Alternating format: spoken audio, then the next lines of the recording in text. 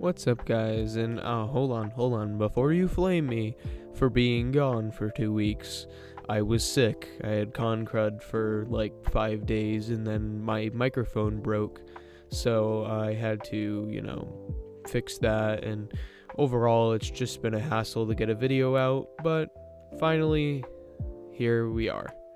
So in this video, I wanted to do something a little different. I want to go over the furry cons that I would want to go to the most. And these are cons that I will probably end up going to when I am able to financially and just overall am in a good spot to be able to go to these conventions. Now, to give some backstory, I have been to multiple furry conventions, them being A&E and Furpocalypse. I've also been to anime conventions like Kineticon. And throughout these conventions, I had a phenomenal time, and I always wish to go back the next year. Now, all conventions are different, so after I say what the convention is and give a little backstory, I am going to give a reason or two why I would want to go to these conventions more than, say, another convention. But without further ado, let's get into it. So the first con that I had on my list of dream cons to go to was Nordic FuzzCon.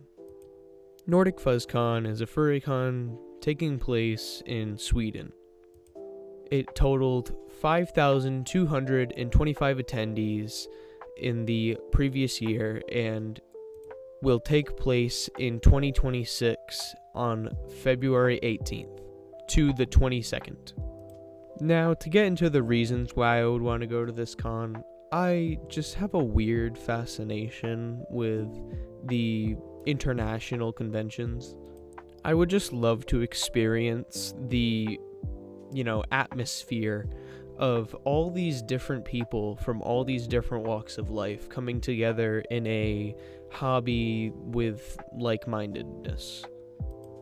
I would also love to explore the landscape around the convention. I feel like I don't get to do that a lot, as usually when I go to a convention, I am, too busy taking pictures with people that I think have phenomenal suits and, going to panels and stuff, and overall just having a fun time in the convention.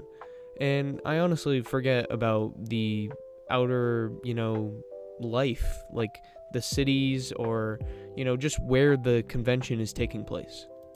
But yeah, this con is really just a bucket list type thing for me. I would love to go to it sometime in my life. And yeah. The next convention on this list is Vancouver. Vancouver is a convention that takes place in Canada. It is a 4-day convention, and it is the largest West Coast furry convention in British Columbia. In 2025, Vancouver hosted 2,298 attendees and raised over $24,500 for charity. This con takes place in March, and you might see a theme with my cons that I want to go to is they're mostly all in the cold months of time. It is much easier to enjoy suiting when it is not 90 degrees out and you feel like a boiling pot. Like, I'd rather not melt suiting. I don't want to be a puddle on the ground. One of the main reasons I chose this convention to put on the list is I just kind of want to go to Canada. Another bucket list thing, honestly. And, it's a convention in Canada. It's very popular, but it's also not too big. I do like a convention that, doesn't have too many people, but also has enough people to the point where it's kind of cozy, but not empty. It's a nice vibe. Now, what I just said, disregard that, because the next convention on this list is Anthrocon. Now, Anthrocon is obviously one of the most popular conventions for furries in the world. Anthrocon is one of the longest standing conventions, starting in 1997. In 2025, though, it had 19,000 and more attendees. Charity fundraising was over 87,000, and overall, it was record-breaking. Now, I know it's faced some backlash through the amount of people that are going and the problems that has caused with, having to implement new rules.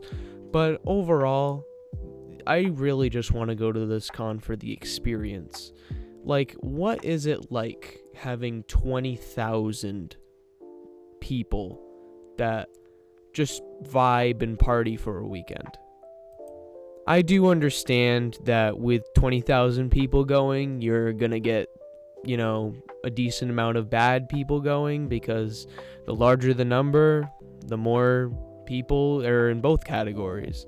But that also means that there's going to be so many more nice people there. I know many people have different opinions about Anthrocon, but in my opinion, I still would like to go and just kind of see what it's like. Another bucket list thing, that's kind of with all these. It's just something I want to do in my life eventually. The last convention's a bit of a niche one. It's Furcation Land. Furcation Land is hosted in Portland, Maine. In 2024, it hosted 1,210 attendees. Not as much as any of the other cons on this list, but still a good amount. This is just one of those cons that is pretty close to where I live and isn't, a airplane ride across the country. Now, I have been to cons that are also close to me, considering I went to A&E and Apocalypse, like I said before.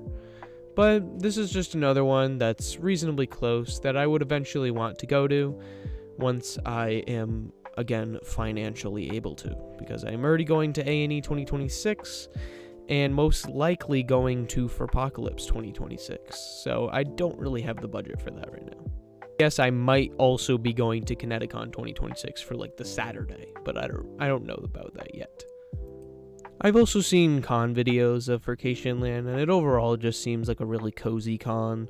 Doesn't seem like something that is, super popular, but also doesn't seem boring. It seems kind of like a, everybody feels like family kind of thing.